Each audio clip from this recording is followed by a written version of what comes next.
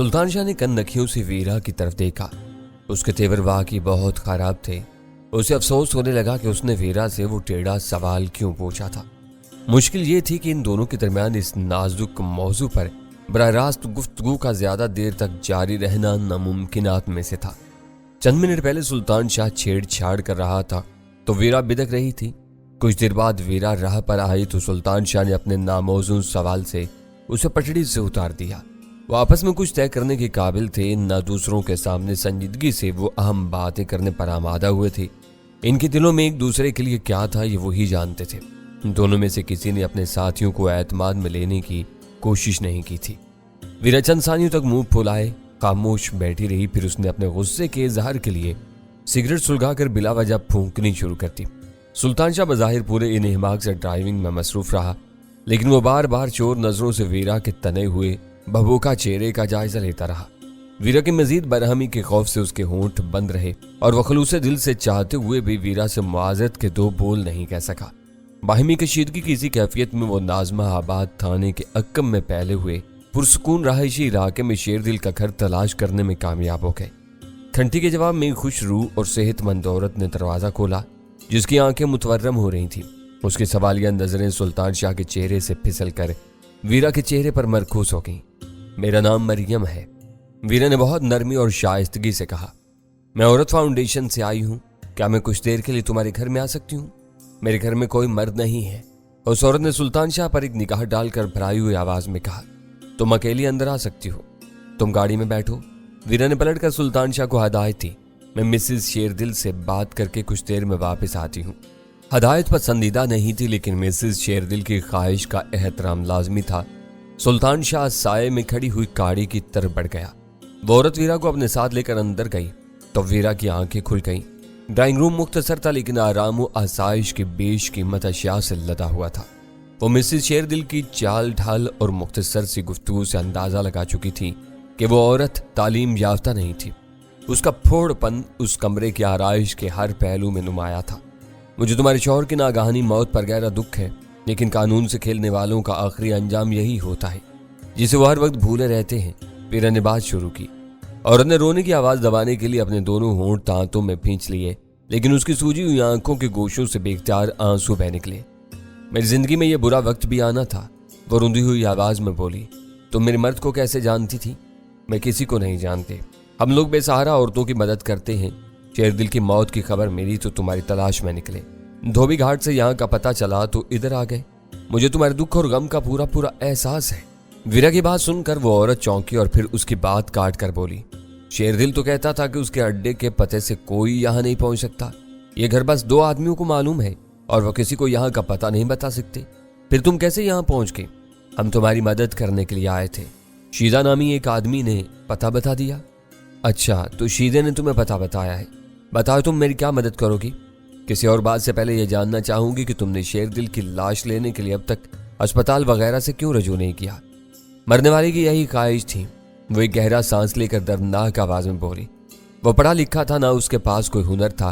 वो अपने बच्चों को अपने साए से भी बचाना चाहता था। उसे ये पसंद नहीं था कि लोग उसके बच्चों को एक मुजरिम की औलाद होने के ताने थे। इसके साथी और दोस्त उससे दफना देंगे। क्या बच्चों को पता नहीं चलेगा कि उनका बाप मारा गया है? वीरा ने हैरत से पूछा।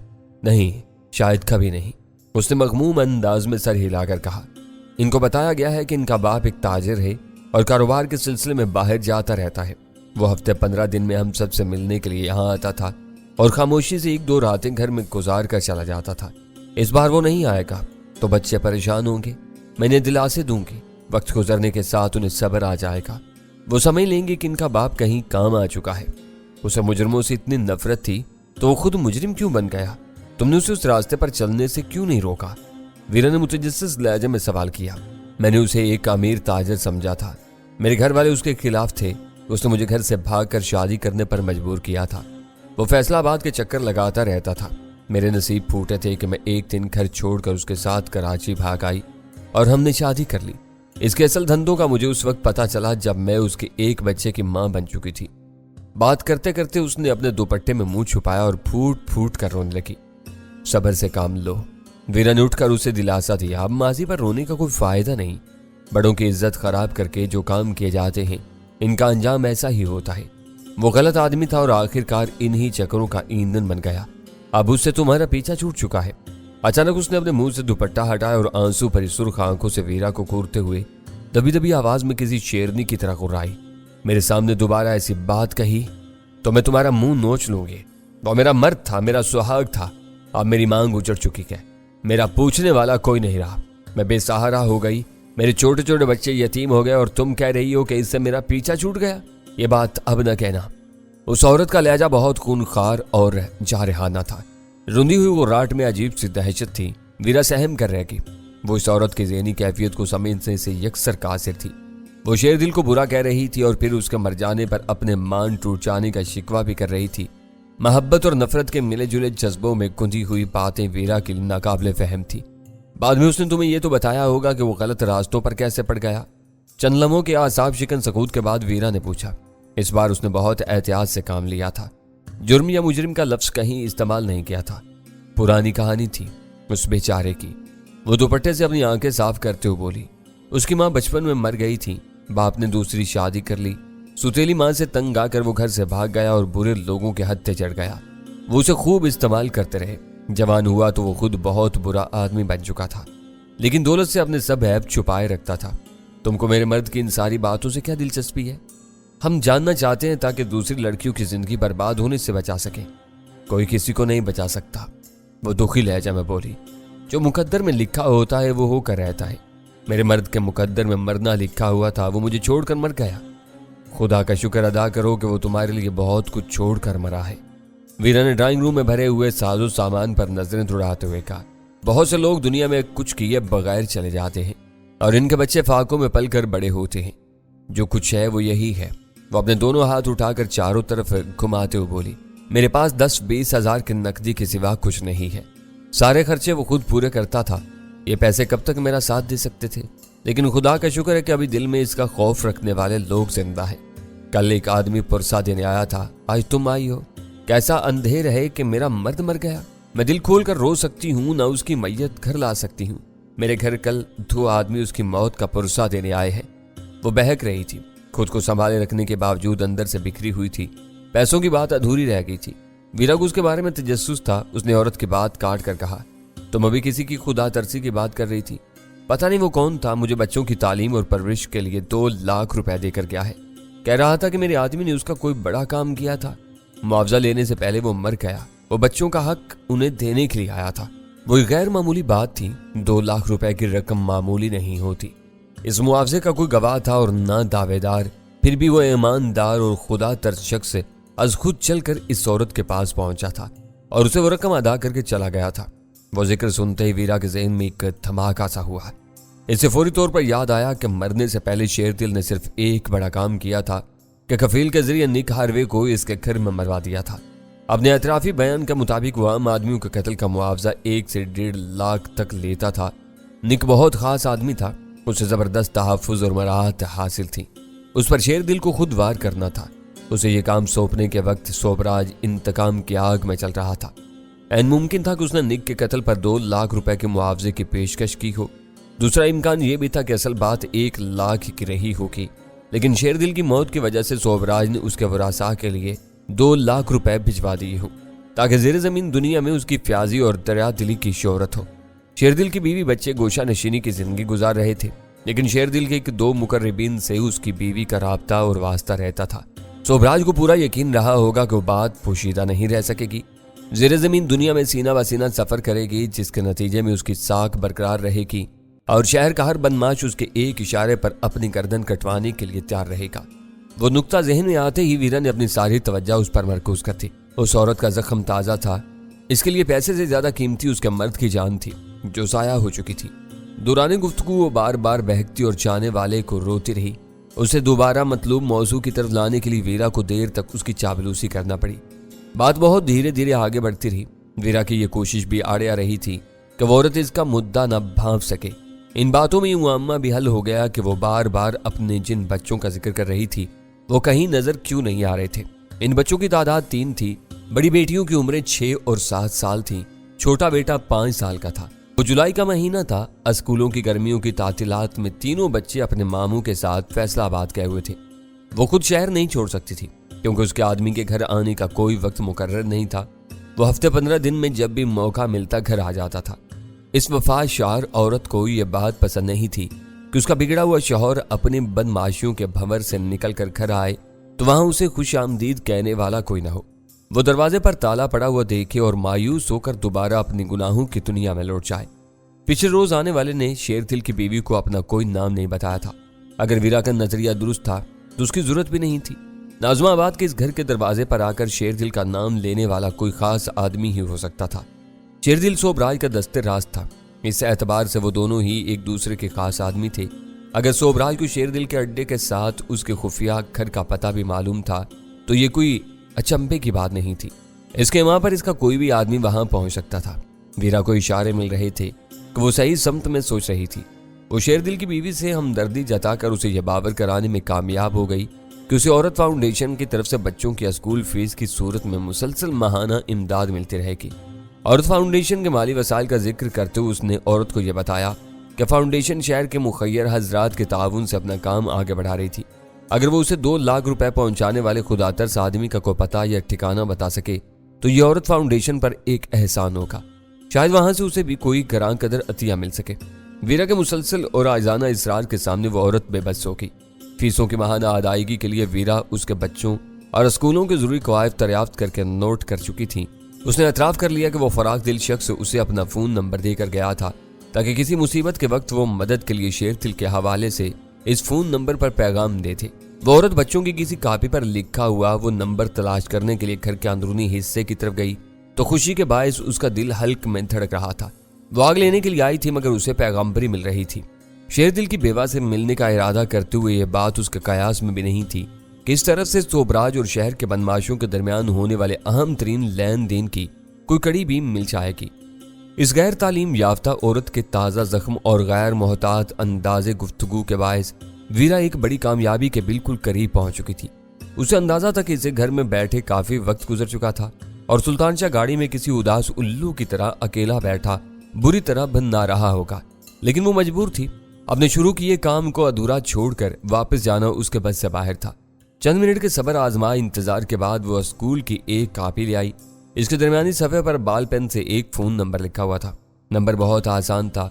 वीरा को एक नज़र में जुबानी याद हो गया लेकिन वो कोई खतरा मोल लेने के लिए तैयार नहीं थी। इसने पर्स से कलम और कागज निकालकर वो नंबर नोट किया और दोनों चीजें बेपरवाही से अपने पर्स में डाल दी। दुआ करो कि ये नेक आदमी औरतों के फलाह बहबूद के लिए हमारी फाउंडेशन का भी साथ थे। ये काम बन गया तो मैं हमेशा तुम्हारी शुक्रगुजार रहूंगी। वीरा ने उससे कहा। मुझे 2 बंदे मेरे आदमी का पुरसा देने के लिए आए और दोनों ही नेकी के फरिश्ते निकले। वो ममनूनियत से लबरेज लहजे में बोली, बस ये ख्याल रखना कि मेरे बच्चों की फीस 10 तारीख से पहले जमा हो जाया करे। 2 लाख रुपए मैं बैंक में डाल दूंगी। फोन नंबर मिल जाने के बाद वीरा पर लगाकर वहां से उठ जाना चाह रही थी। उसने उठते हुए कहा, तुम फिक्र ना करो, मैं 2-4 रोज में दोबारा तुम्हारे पास आऊंगी। तुम्हारे घर पर फोन तो लगा हुआ है ना? नहीं, उसने मायूसी से जवाब दिया। मेरी और शेरदिल की दोस्ती फोन से शुरू हुई थी। उसने यहाँ फोन नहीं लगवाया। वो कहता था कि फोन पर आवारा मर्द सीधी सादी औरतों को आसानी से फांस लेते हैं। ये शैतानी चरखा है। वीरा ने दिल ही दिल में सोचा कि मरने वाला हर एक को अपने जैसा समझता था। उसने फोन के गलत इस्तेमाल से अपनी बीवी को निकाह से पहले अपने जाल में फांस कर इसकी जिंदगी बर्बाद की थी। वो अपनी बीवी के घर में फोन कैसे बर्दाश्त कर सकता था? उसने औरत को कोई जवाब नहीं दिया, मुस्कुरा कर रहेगी। चंद सानियों बाद वीरा इस अलम रसीदा और तन्हा औरत को अलविदा कहकर उस घर से निकल आई। सुल्तान शाह गाड़ी की ड्राइविंग सीट पर बैठा फाड़ खाने वाली नजरों से उसी घर की तरफ देख रहा था। उसके गुस्से का अंदाजा लगाते हुए वीरा ने तकरीबन दौड़कर सड़क अबूर की और दरवाजा खोलकर गाड़ी में बैठ गई। मैं तो समझ रहा था कि अंदर बैठे बैठे तुम्हारा इंतकाल हो चुका है।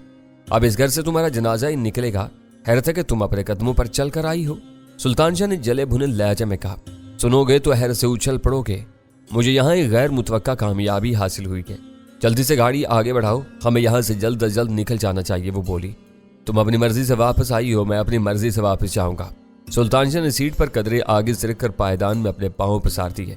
मैं कहती हूँ, अरे बाप रे। वीरा की बात पूरी होने से पहले सुल्तान शाह बौखला कर बोला और सीट पर सीधा होकर बैठ गया। उसकी निगाहें अकब नुमा आईने पर जमी हुई थी। ये साला काला मच्छर यहाँ कहाँ आ रहे?